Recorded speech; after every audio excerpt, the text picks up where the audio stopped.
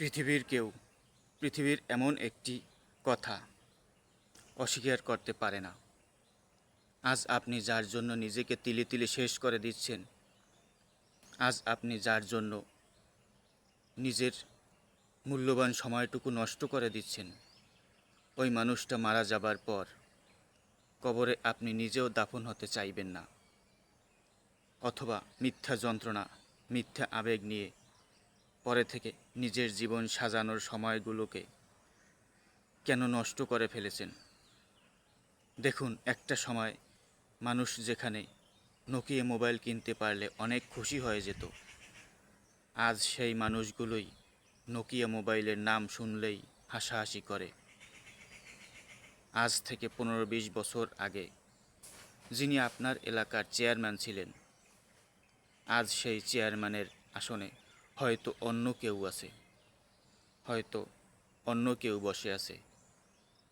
এই পৃথিবীতে ক্ষমতা, ভালোবাসা, শক্তি, সামর্থ্য কোনো কিছুই চিরস্থায়ী হয় না।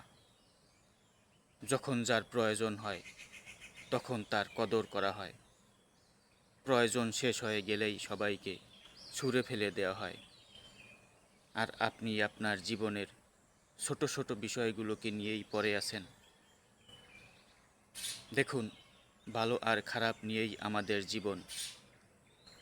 কখনো ভালো সময় আসবে, কখনো খারাপ সময় আসবে, তাই বলে হতাশ হয়ে হাল ছেড়ে দেওয়া যাবে না। জীবনে সুখী হতে চাইলে কখনো অন্য কারো উপর এতটা বেশি আশা করে বসে থাকবেন না যে দিন শেষে ওই মানুষটাই আপনাকে কষ্ট দিয়ে চলে যাবে। আপনি যেখানে খুব বেশি এক্সপেকটেশন রাখবেন সেখানেই কষ্ট পাবেন। তাই একটা নির্দিষ্ট মানুষের উপর কখনোই এতটা বেশি এক্সপেকটেশন রাখবেন না, কারো ওপর এতটা বেশি আশা ভরসা রাখবেন না যে সে মুখ ঘুরিয়ে নিলেই আপনার বেঁচে থাকাটা কষ্টকর হয়ে যাবে। এই পৃথিবীতে সবাই আসে ভাগ্য নিয়ে, আর এই পৃথিবী থেকে চলে যায় কর্ম নিয়ে।